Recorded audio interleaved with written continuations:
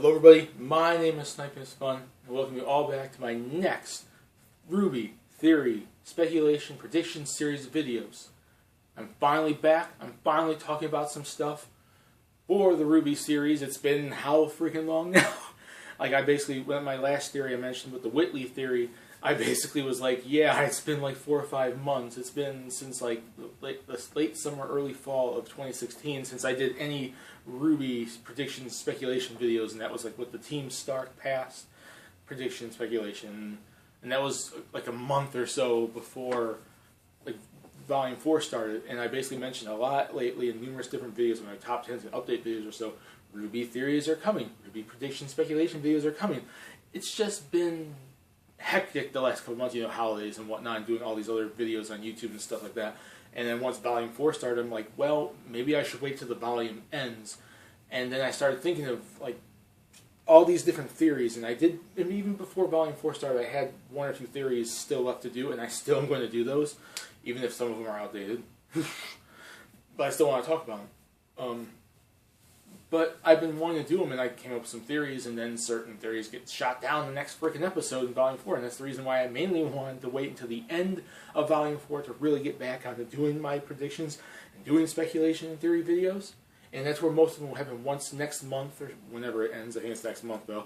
In February, when Volume 4 finally ends, that's when you're going to see most of these, but I'm going to do a few here and there till then, just to tide you viewers over that, like watching my predictions and speculation on RWBY and stuff, and I'm hoping to get back into it.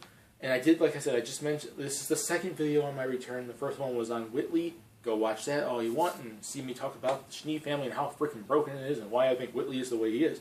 This video is on a certain character we haven't seen since Volume 3, and it's Pyrrha. And this question kind of came up mostly, this theory mostly came up after the episode where, Team Ranger, Team Junior, Ruby and John and all that basically meet up with Uncle Qrow, and he reveals everything to him about from Salem to the Maidens and all that stuff. And you basically see John react, what he obviously would react like to Qrow, feeling that they forced Pyrrha, and oh, she was a man, this, and he's like, Qrow's like, no, we gave her a choice. She made a choice. And my theory and prediction and speculation today is, did Pyrrha really have a choice in the matter during Volume 3 with the whole Maiden thing, or was she more forced into it than people would, you would believe, and what the group was letting on, and how, how she reacted to the events and her choice, and if she had a choice in there and stuff like that. In my book, and I know people say this because that's basically when they mention that, oh, she had a choice, and I've seen people react to Volume 4 so far, because I usually watch various different people react, like Claudio and Renegades and stuff like that. Like, I always be like, oh, she had a choice, yada, yada, yada. And that's especially how Qrow views it, and I'm assuming, like, Ozpin's group and all that view it too. Like, she made the choice to want to join, and that's especially the reason why he asked her again before she even went through with it. But I think she really didn't. And I know other people, I think, agree with me, because I think I've seen numerous YouTube comment sections on these things that people think the same way. And I don't really think she did. Now, obviously, I'm not saying more so in terms of, like, did she make the choice or not? Could she have said no or not? I'm thinking it's just like, she made the choice, but she really didn't have many other options. It's not that she didn't really have a choice that she could have said yes or no. It's just that the negatives outweighed the positives in the situation if she said no. If she said no, what would Ozpin's group have freaking did? What would, Glinda did? What would Ironwood did or Qrow if Pyrrha said no?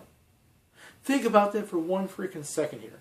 If Pyrrha said no, did they have a plan B or a plan C or a plan D? Did they pick any other students out of the the mix that they think could have been a Maiden or take the Maiden's power?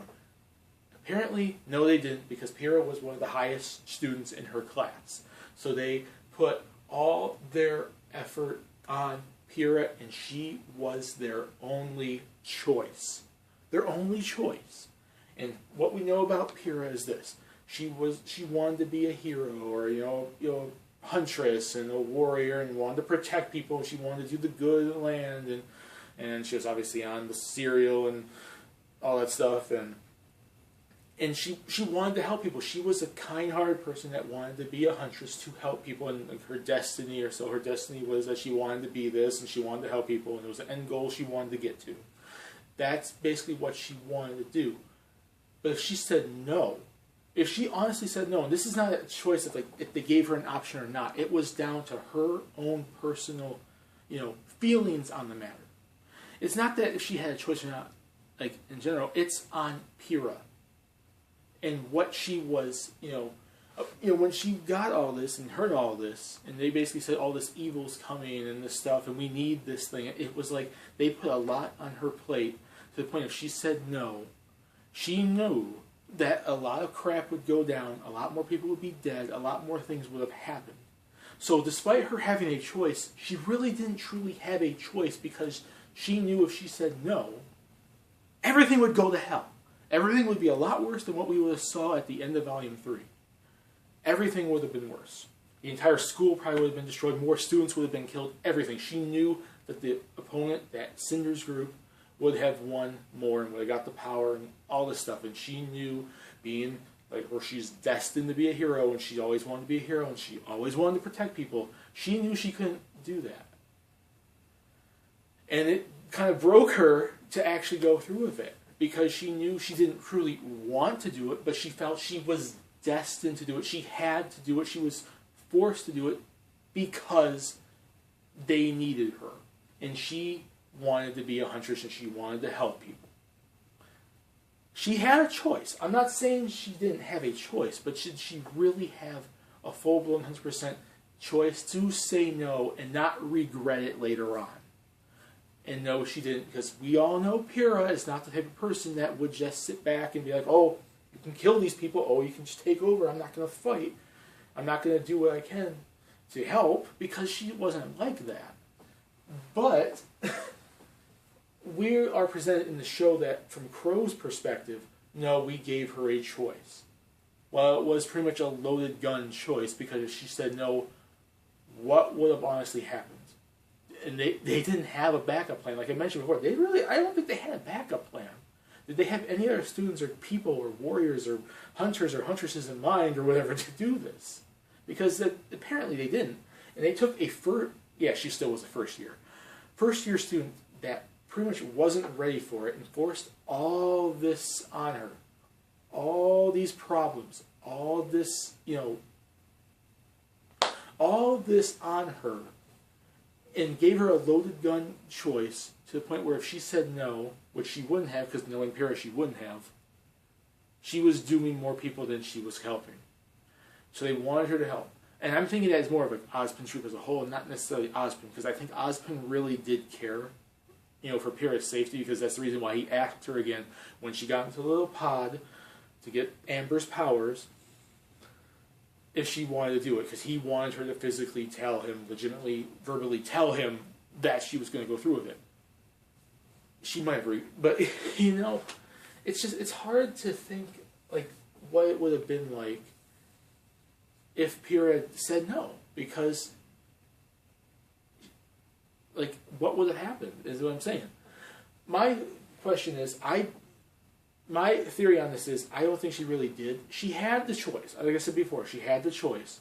But she didn't really have, like, 100% personal choice to want to go through with it. And the whole, when she was talking to Jean outside the school, and he said go for it, like, she wanted to protect him. She had feelings for him, even though they weren't really verbally said yet.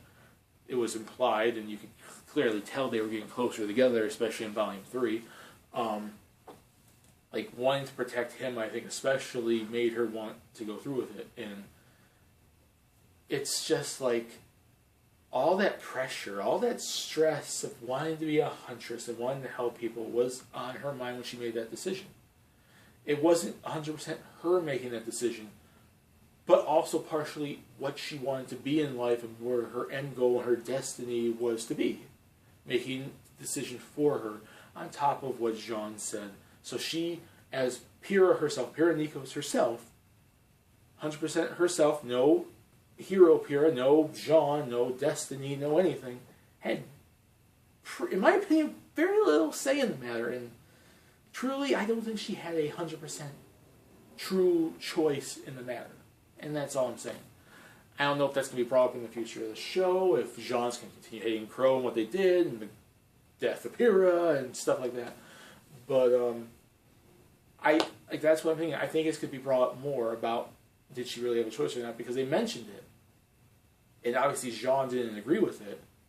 So I think there's going to be more moral gray area than just black and white. You know, was the right decision or not, good or evil, on this matter in the future of the series. And that's really about it. But my personal opinion, I don't think she truly had it, and I think she was kind of put in a position where she couldn't really say no without regretting it later on in her life, or follow Beacon for that matter. And that's my opinion. What do you guys think? Do you think Pyrrha really had a choice at the end of Volume 3 with the whole Maiden thing, or do you think there was not really any choice at all, or maybe just a half choice, like I said, kind of like she had a choice but she didn't really? Because that's where I fall. Like, it's kind of the gray area where she really didn't have a full-blown choice, but it was still partially there. Put in the comment section what you guys think, and I'll stay tuned for more future RWBY theories and speculation predictions series of videos. I hope you guys like this one, and see you all in the next one. Bye.